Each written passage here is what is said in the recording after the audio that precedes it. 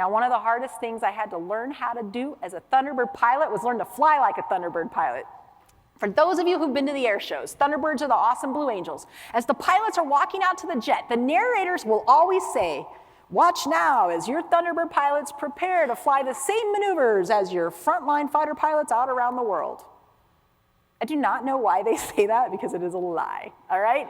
We do not fly like this in the regular Air Force, right? There's a reason we have an intense 3-month-long training program. There's a whole different level of skill and a whole different type of risk, if you will, when you're flying in an air show. There's a reason that training program is crawl to walk to run. And like most training programs, it starts out really easy. And then as that training program moves on, the syllabus moves on, it gets harder and harder.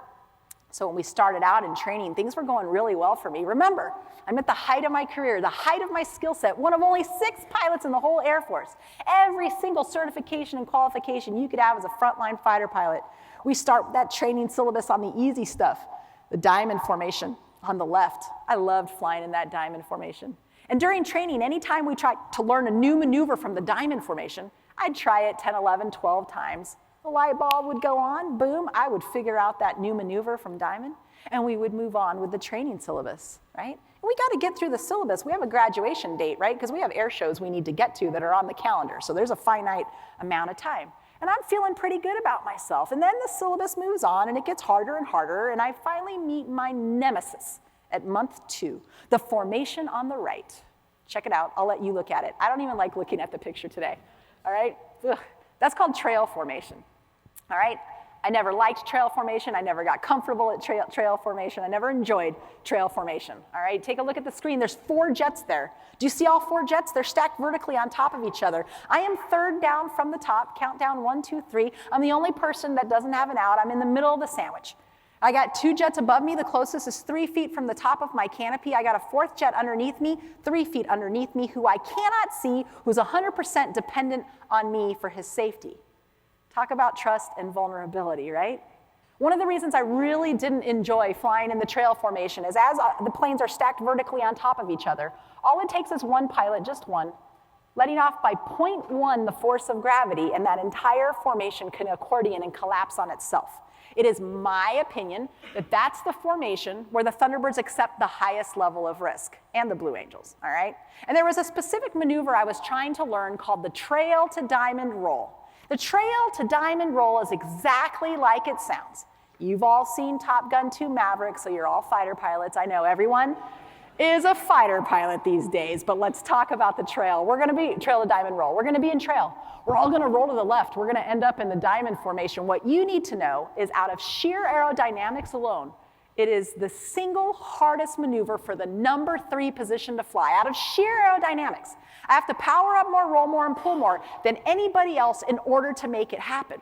In fact, it is so complicated, so high risk, so difficult to do that as of last year, the Thunderbirds no longer fly this maneuver. So this is a little bit of a throwback video here, okay?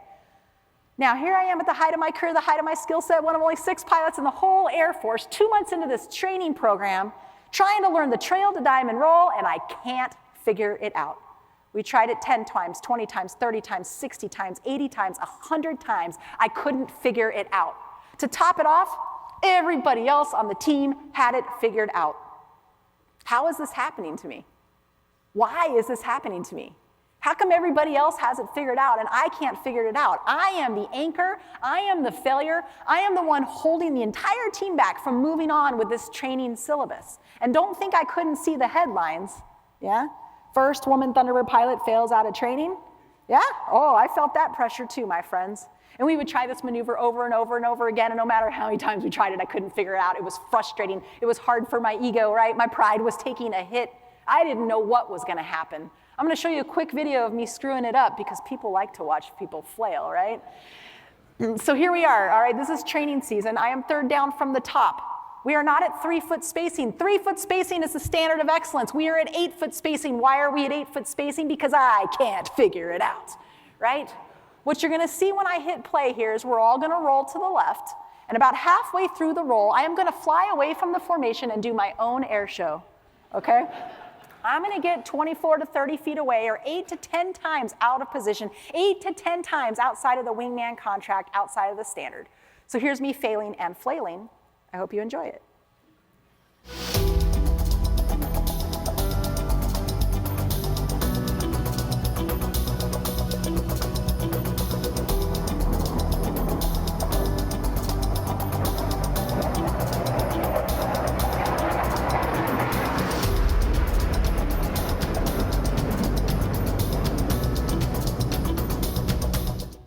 I know people are thinking, Nicole, that looked pretty good to me, right?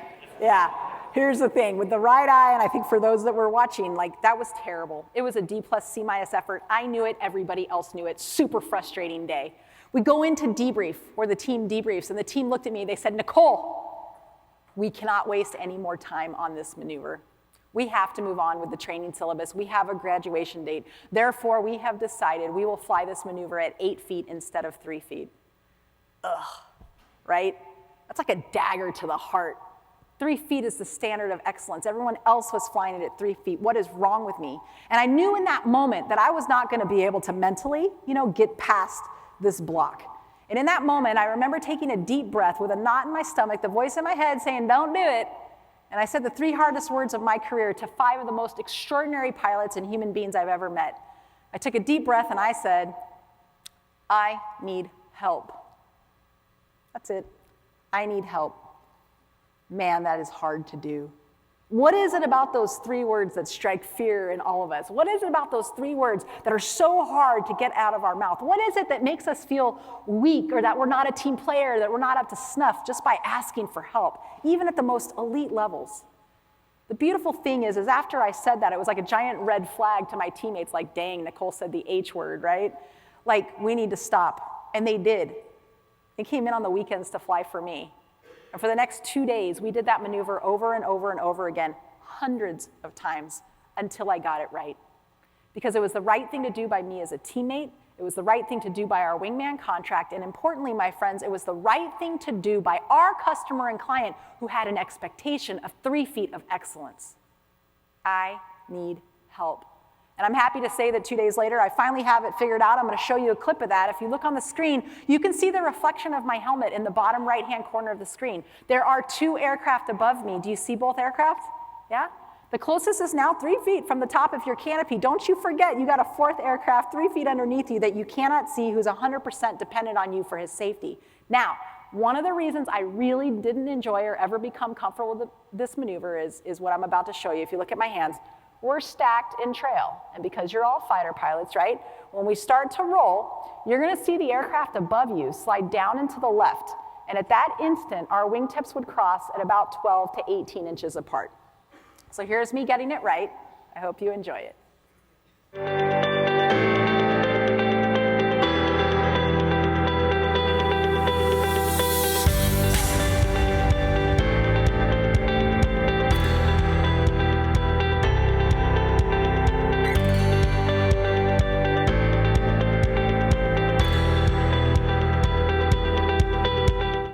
It felt good to get it right.